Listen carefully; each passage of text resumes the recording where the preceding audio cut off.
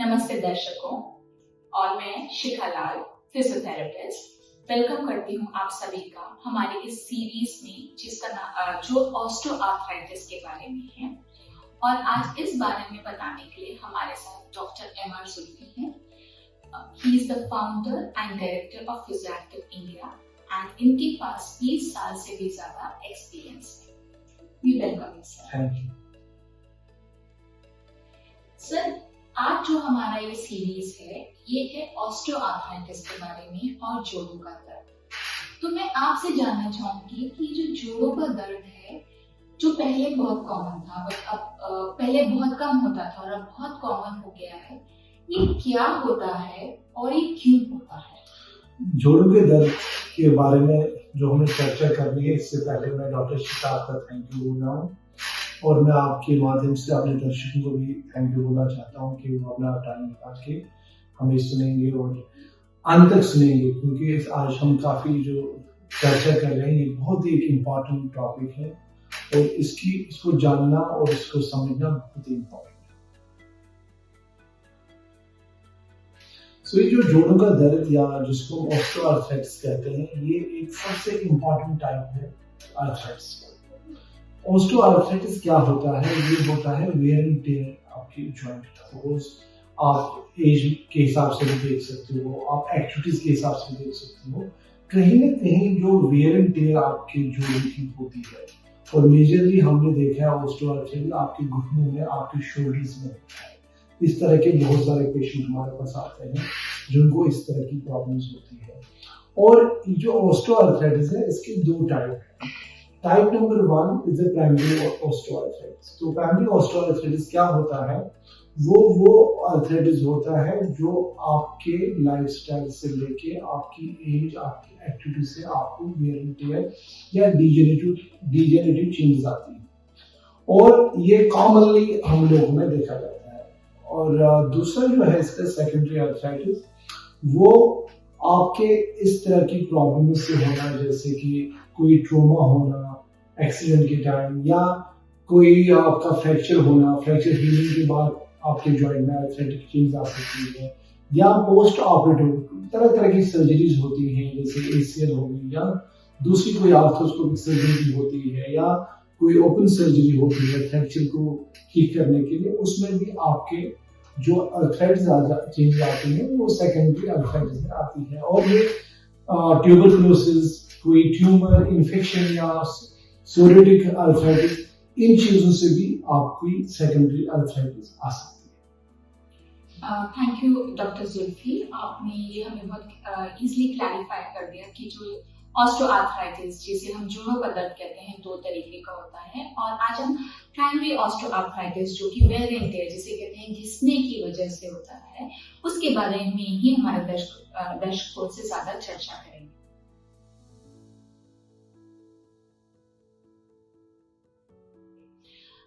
तो सर, आप हमें ये बताइए कि जो वेयर एंड टेयर आपने कहा, तो क्या ये सिर्फ एल्डरली पॉपुलेशन में ही होता है या ये यंगस्टर्स में भी होता है? क्योंकि मैं आजकल ये सुनती हूँ कि यंगस्टर्स, इवन छोटे बच्चे भी ये कहते हैं कि मुझे दर्द हो रहा है, मेरी कमर में दर्द हो रहा है। एंड इवन जो बहुत एक्टिव मेरी उम्र के लोग हैं, एक्सरसाइज भी कर रहे हैं, वो भी कहते हैं कि हमारे घुटनों में दर्द है, हमारे कंधे में दर्द है। तो ऐसा क्यों हो रहा है? देखिए डॉक्टर शिखा, जैसे मैंने आपको पहले भी कहा, आर्थराइटिस जो भी ऑस्टियोआर्थराइटिस की हम बात करते हैं, आप सही कह रहे हैं, पहले ये एल्डरली लोगों में ज़्यादा देखा जाता था और आजकल भी देखा जाता है, ऐसा नहीं है। लेकिन अब जो हमारे लाइफस्टाइल में चेंजेस आई हैं, बहुत तरह के हमारे डायनामिक्स जो है वो चेंज हो गए हैं। हमारा स्ट्रेस लेवल से लेके हमारी हर कोई चीज़ जो है, एक्टिविटी है, वो चेंज हुई है। तो कहीं ना कहीं ये उन लोगों में इस तरह से आप ज्यादा दिखने लग गए हैं जो कि ज्यादा आईटी सेक्टर में काम करते हैं या बैंक्स में काम करते हैं, या ऐसे लोग जो कि बिल्कुल ही सेडेंटरी है, वो कुछ करते ही नहीं है। तो जो ये लैक ऑफ एक्टिविटी होना, जो कि पहले नहीं था, पहले एक्टिविटीज बहुत होती थी, हमारे ऑटोमेटिक गाड़ियां नहीं होती थी, हमारे जो सिस्टम्स थे वो बड़े सिंपल होते थे और हमें काफी चलना, हम वॉकिंग जो सबसे बेस्ट एक्सरसाइज है वो कर पाते थे। कहीं ना कहीं हम कोई मूवमेंट्स में, कहीं स्पोर्ट्स में इन्वॉल्व होते थे। लेकिन टाइम गुजरने के साथ हमारी जो प्रॉब्लम हुई, हमें कहीं ना कहीं हमारे पास या तो लैक ऑफ टाइम का हो, हमारे शेड्यूल्स में बिजी हो जाते हैं, या हमारा एक अपना भी जो एक हमारा जो एक इंटरेस्ट होता था अपने आप पर ध्यान देना, अपने वेल्थ पर ध्यान देना, हेल्थ पर ध्यान देना, वो हमने कम किया और हम दूसरी चीजों में ज्यादा लगे हैं, जिसकी वजह से आजकल काफी यंगस्टर्स में ये प्रॉब्लम देखी जाती है because of the lack of activity. और वही चीज हमारे बच्चों में भी देखी जाती है, क्योंकि हमारे बच्चों का भी जो ऑनलाइन जो स्क्रीन टाइम, उनके जो वहाँ 2 घंटे होने चाहते वहाँ 8 घंटे होते हैं, और घर आके भी उनको सारा होमवर्क, उनको जितने भी सारे काम करने होते हैं, आप उनको रोक भी नहीं सकते, बिकॉज हम कहीं ना कहीं उनको खुद ही एनकरेज करते हैं कि आप लैपटॉप यूज कर लो, आप मोबाइल यूज कर लो, तो उससे भी कहीं ना कहीं हमारे बच्चों में भी इस तरह की प्रॉब्लम्स हमें देखने में मिलती है। तो अब ये जमाना जो आगे पहले था कि नहीं आर्थराइटिस सिर्फ एल्डरली में होता है, अब आपको ये यंगस्टर्स और करीब बच्चों में भी इस तरह की चीजें मिलती है। ये आपने बहुत सही कहा कि आजकल जो हमारा लाइफस्टाइल बन गया है, इससे मुझे एक फोटोग्राफ याद आई जो मैंने देखी थी कि पहले हम डिपिक्ट करते थे कि हम साइकिल चलाकर ऑफिस जा रहे हैं, और अब हम गाड़ियों में बैठ के ऑफिस जाते हैं और उसी गाड़ी में बैठ के जिम जाते हैं जिसमें जाकर हम साइकिल चलाते हैं।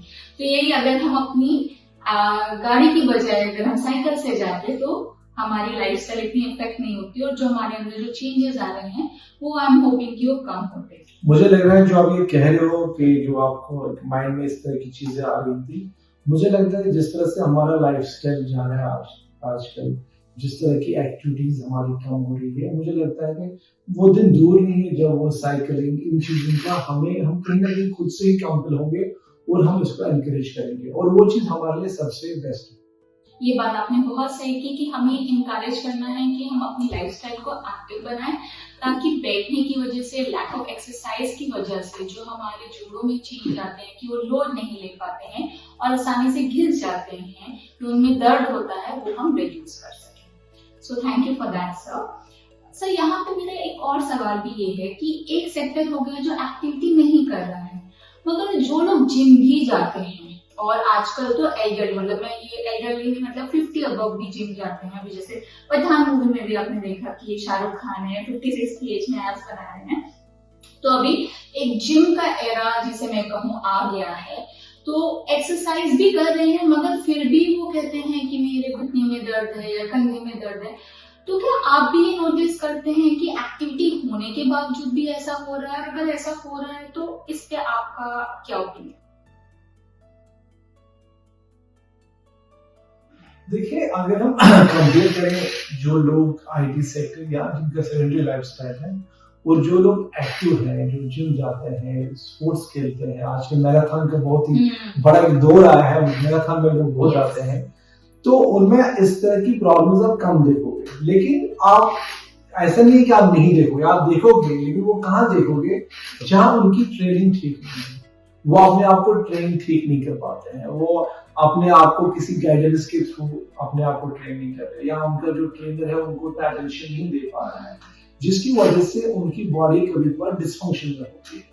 और एक रिसर्च भी आया था कि अगर आपकी बॉडी डिस्फंक्शन में, सपोज आपकी नी का एग्जांपल मैं देता हूँ, अगर आपकी नी डिस्फंक्शन में, अगर आप कोई भी एक्सरसाइज कर रहे हो, ये आपको नुकसान पहुंचाएगी until unless you are not correcting it, आप उसको करेक्ट नहीं करते हो, आप उसको फंक्शन में वापस नहीं लाते हो, फिर वही एक्सरसाइज आपको फायदा करती है।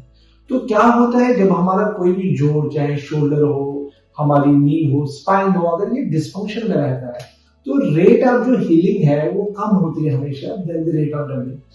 एंड रेट ऑफ डैमेज का होना मतलब आप कितने भी एक्टिव हो, कितना भी जिम करोगे, आपको कहीं ना कहीं डैमेजेस होने ही है। तो सबसे इम्पोर्टेंट है आपको आप किसी अच्छे डॉक्टर से, अच्छे फिजिकल थेरेपिस्ट से सलाह लेनी चाहिए। अगर आपको इस तरह की कोई प्रॉब्लम आती है, you are very active but still you are facing a problem, तो आपको सबसे पहले ये देखना है कोई डिस्फंक्शन तो नहीं है, और अगर डिस्फंक्शन है तो उसको करेक्ट कीजिए। बट अगर आपको स्टिल प्रॉब्लम हो रही है, डिस्फंक्शन नहीं है, तो कभी बार मैंने ये भी देखा है कि लोग आजकल ओवर यूज करते हैं। तो आपको एक्सरसाइज, आपको फिटनेस लवर बनना है, बल्कि आपको फिटनेस फ्रीक नहीं बनना है। तो फिटनेस लवर और फिटनेस फ्रीक में बहुत फर्क है। तो एज एन एडिक्शन किसी चीज को नहीं लेना है। मेरा एग्जांपल इसमें बहुत बढ़िया है कि अगर आपको साइकिलिंग करनी है, suppose for 1 hour, and do it as per your schedule. Don't go beyond that. Suppose if you want to run, so the best way of running is 25 km per week. ठीक है, आप कभी बार किसी event के लिए तैयार होते हो, आपने कोई इवेंट में जाना है, उसके लिए आपको ज्यादा करना पड़ेगा, that is all right, you will train yourself, और उसके बाद आप रनिंग के बाद थोड़ा सा रिकवरी में आ पाएंगे। एक रिकवरी प्रोग्राम हम यहाँ फिजियोथेरेपी में भी करते हैं, तो उस रिकवरी प्रोग्राम के माध्यम से भी आपको काफी रिलीफ मिलता है। Then you can think of one more run. तो कभी बार क्या होता है, कुछ लोग इतने एडिक्शन में जाते हैं कि जहां 25 किलोमीटर होता है वो हफ्ते के बदले और दिन में 25 किलोमीटर करते हैं। तो जहां पे आप उतना एक्सेस करोगे, कहते हैं कि lack of exercise is the problem, लेकिन over use of over exercise is the big problem, और उससे आपकी जो है ट्रोमा हो जाती है, और उस ट्रोमा की वजह से जो है आपको आर्थराइटिस हो जाती है। That is the reason that आपके पास ऐसे भी लोग आते हैं जो कि एक्टिव होने के बावजूद भी उनको वो प्रॉब्लम होती है जो प्रॉब्लम्स उनमें होती थी जो सर्जरी होती है।